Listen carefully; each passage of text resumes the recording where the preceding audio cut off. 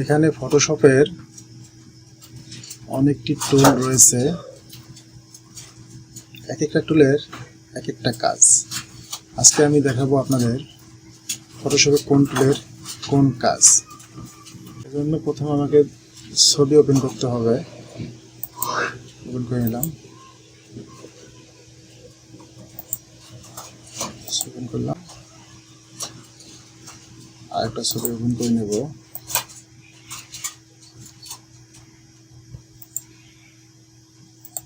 Open করে নিলাম।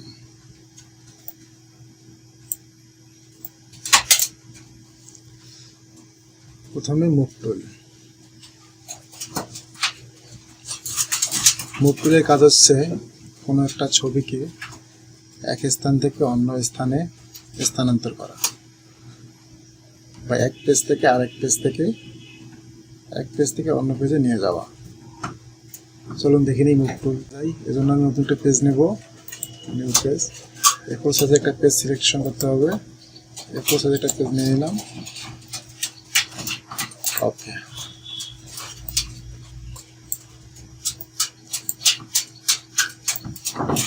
আমি এখন এই ছবিটাকে এই পেজে নিয়ে আসবো। এজন্য আমি মুভ টুলটি সিলেকশন করলাম, এখন টেনে এই পেজে এনে ছেড়ে দিলাম। মুভ টুলটা কিন্তু ছবিটা কিন্তু আমার এখানে এসে গেছে। আমি এটা করলাম মুভ টুলের সাহায্যে। এই ছবিটিকে যদি আমি কপি করতে চাই, কিবোর্ডের অল্টার বাটন চেপে মাউসের লেফট বাটন ধরে টেনে আরেকটা কপি করতে পারবেন। আরেকটা যদি কপি করতে চান আরেকটা কপি করতে পারবেন। এখন দেখুন, আমি ছবি কিন্তু একটাই, সর্বশেষ যেটা কপি করেছি সেটাই কিন্তু লড়াচড়া করতে পারতেছি। এই ছবিগুলা আমি লড়াচড়া করলেও কিন্তু ওটাই লড়াচড়া করতেছে। এই ছবিটা আমি এটা টানলাম, ওটা লড়াচড়া করতেছে। এর কারণ হচ্ছে অটো সিলেক্ট লেয়ারটি আমার সিলেকশন করা ছিল না। আমি অটো সিলেক্ট লেয়ারটি সিলেকশন করে নিলাম, টিক চিহ্ন দিব না। এখন আমি যে কোনো ছবি টানলে সেটাই আসবে। দেখুন, আমি যেটা টানতেছি সেটাই কিন্তু আসতেছে। এটা হচ্ছে অটো সিলেক্ট লেয়ারের কাজ।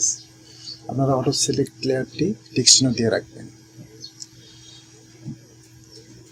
Show boundary box. Show boundary বক্সের কাজ হচ্ছে, আমি টিক চিহ্ন দিলাম, আমার ছবির মধ্যে বাউন্ডারি শো করা। দেখেন আমার ছবির চারিদিকে কিন্তু একটা বাউন্ডারি শো করছে। চাইলে এখান থেকে ছবিটি বড় ছোট করে নিতে পারবো। ওকে, এখন রেক্টেঙ্গুলার মার্কি টুল। রেক্টেঙ্গুলার মার্কি টুলের কাজ হচ্ছে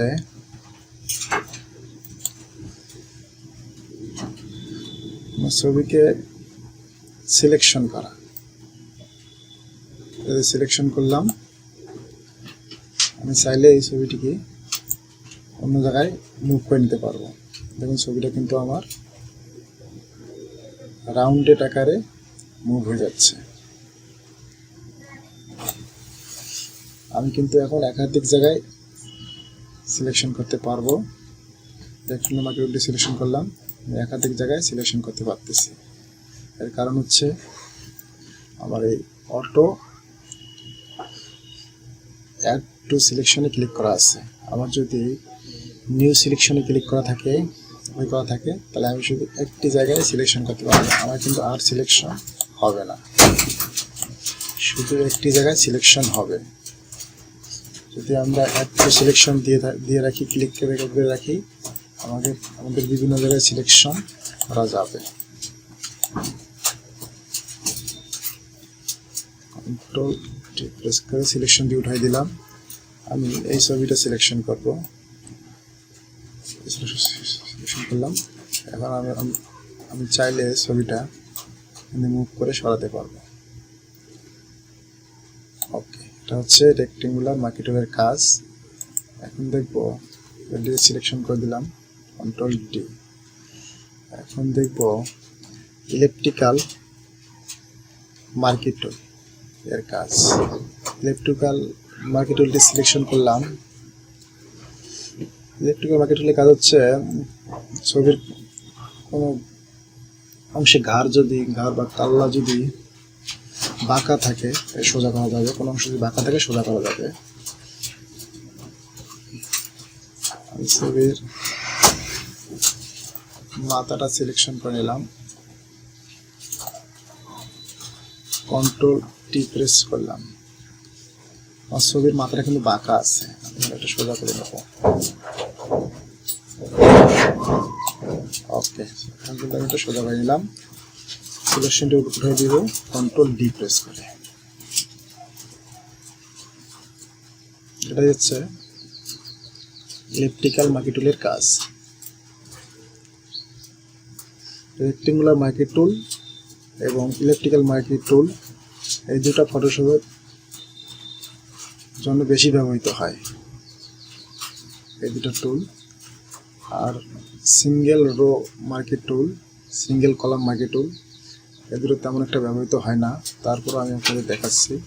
আমি সিঙ্গেল রো মার্কি টুল সিলেকশন করলাম। আপনি এরকম করে রো নিতে পারবেন। আবার যদি সিঙ্গেল কলাম সিলেকশন করি, আপনি খাড়াখাড়িভাবে কলাম সিলেকশন করতে পারবেন। এটি আপনাদের ফটোশপে তেমনটা প্রয়োজন হবে না। সিলেকশন উঠে দিলাম কন্ট্রোল ডি প্রেস করে। এখন দেখব ল্যাসো টুল। ল্যাসো টুলের কাজ হচ্ছে কোনো ছবিকে সিলেকশন করা। আমি যদি চাই ছবিটাকে ল্যাসো টুল দিয়ে সিলেকশন করতে পারবো, এজন্য আমি ল্যাসো টুল মাউসের লেফট বাটন চেপে শুধু মাউসটা এদিকে নিয়ে যান।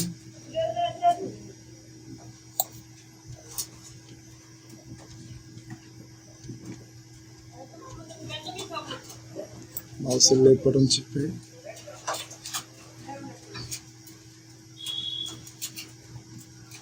আবার প্রথমে যে জায়গাটা সিলেকশন করছেন সে জায়গায় এসে লাগাই। দেখেন আপনার কিন্তু এটা অটো সিলেকশন হয়ে গেছে। এখন কিন্তু আমি ছবিটা মুভ টুলের সাহায্যে অন্য জায়গায় কপি করতে পারবো।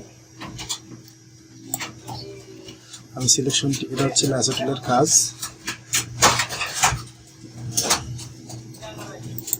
আমি আপনারা যদি চান যে ছবিটার সিলেকশন একটু বাইরে চলে গেছে, আপনারা ভেতরে নেবেন, এই জন্য কিবোর্ডের অল্ট বাটন চেপে ধরে যে জায়গাটা বাইরে গেছে সেটা ভেতরে করে নেন।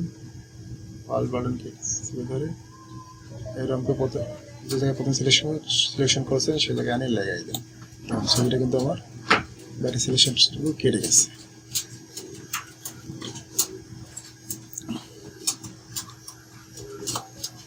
কন্ট্রোল ডি প্রেস করে সিলেকশনটা উঠে দিলাম। ল্যাসো টুলের আন্ডারে 3টা সাব টুল আছে। পলিগোনাল ল্যাসো টুল। এই ল্যাসো টুলের কাজ হচ্ছে আপনি ছবির এক জায়গায় ক্লিক করবেন, আবার অন্য জায়গায় ক্লিক করবেন, এটা অটোমেটিক্যালি বাউন্ডারি নিয়ে নেবে, সিলেকশন করে নেবে। এখন আমি শুধু ছবির যেদিকে আমার নেওয়া দরকার সেদিকে নিচ্ছি, আমার অটোমেটিক্যালি বাউন্ডারি করে দিচ্ছে।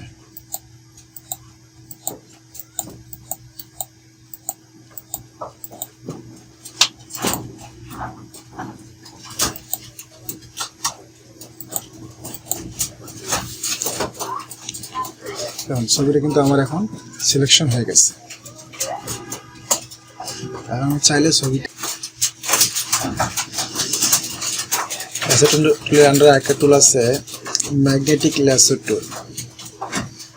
এই টুলটাও সিলেকশন করার ক্ষেত্রে ব্যবহৃত হয়। ম্যাগনেটিক টুলের কাজ হচ্ছে ম্যাগনেটিক ল্যাসো টুলের কাজ হচ্ছে আপনি ছবির এক জায়গায় মাউসের লেফট বাটন ক্লিক করবেন, শুধু মাউস পয়েন্টার নিয়ে যাবেন, ছবিটা আপনার অটোমেটিক সিলেকশন হয়ে যাবে। এটা নিলাম।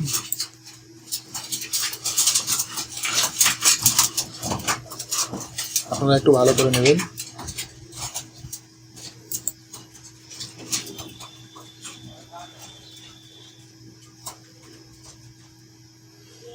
সিলেকশন করে নিলাম। এখন মুভ টুল দিয়ে চাইলে আমি এটা সরাতে পারবো। ওকে, এটি হচ্ছে ল্যাসো টুলের কাজ, ম্যাগনেটিক ল্যাসো টুলের কাজ। এখন ম্যাজিক টুল, ম্যাজিক ওয়ান টুল।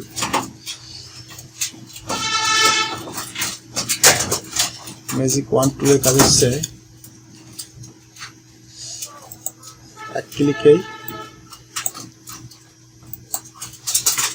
ছবির ব্যাকগ্রাউন্ড চেঞ্জ করা যাবে। আমি ম্যাজিক ওয়ান টুলটি সিলেকশন করছি। এখানে টলারেন্স আমার 32 আছে, 32 দিয়ে রেখেছি। আপনারা সব ক্ষেত্রেই কিন্তু অ্যাড টু সিলেকশনটা দিয়ে রাখবেন। ল্যাসো টুলের ক্ষেত্রেও অ্যাড টু সিলেকশনটা দিয়ে রাখবেন। রেক্টেঙ্গল মার্কেট টুলের ক্ষেত্রেও অ্যাড টু সিলেকশনটা দিয়ে রাখবেন, আর দেওয়া আছে। ম্যাজিক ওয়ান টুল এর ক্ষেত্রেও অ্যাড টু সিলেকশনটা দিয়ে রাখবেন। টলারেন্স এখানে 32 আছে, 32 রাখলাম। ম্যাজিক টুলটি সিলেকশন করার ক্ষেত্রে ব্যবহৃত হয়। ম্যাজিক টুলটি সিলেকশন করলাম। এখন এখানে একটা ক্লিক করে দেই ব্যাকগ্রাউন্ডে। দেখুন আমার ছবির চারদিকে কিন্তু সিলেকশন হয়ে গেছে। আমি চাইলে ছবির ব্যাকগ্রাউন্ডটি পরিবর্তন করতে পারি। এজন্য আপনার ব্যাকগ্রাউন্ড কালারটি নিতে হবে। আর ব্যাকগ্রাউন্ড কালারটি এটা আছে। আমি যদি চাই এটা দেব, এটা দেব, আমি দিতে পারবো। সে লাল দেব, আমি এটা দিয়ে দেব। ওকে, কিবোর্ড থেকে কন্ট্রোল ব্যাকস্পেস প্রেস করুন। দেখুন আমার কালারটা কিন্তু, ব্যাকগ্রাউন্ড কালারটি কিন্তু অ্যাপ্লাই হয়ে গেছে। আমি যদি চাই এখন সিলেকশন উঠে দেবো কন্ট্রোল ডি প্রেস করে।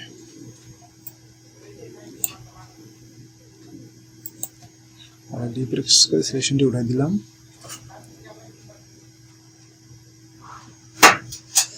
ক্রপ টুল,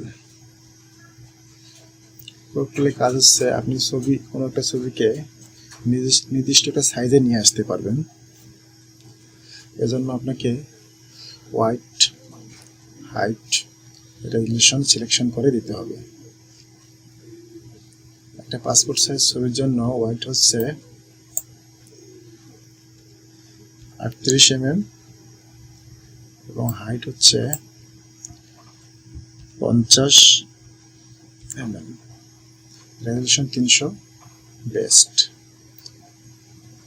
এখন আমি ক্রপ টুলটি সিলেকশন করে ছবিটিকে ক্রপ করে নেব।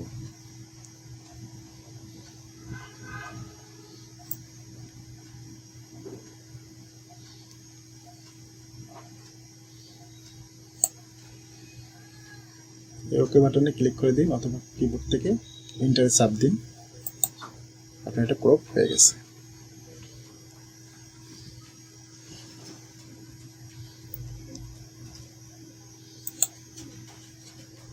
স্লাইস টুল, স্লাইস টুলের কাজ হচ্ছে মূলত যারা ওয়েবসাইট এর কাজ করে তারা এই টুলটি ব্যবহার করে থাকে। এই টুলটি আপনাদের তেমনটা প্রয়োজন হবে না।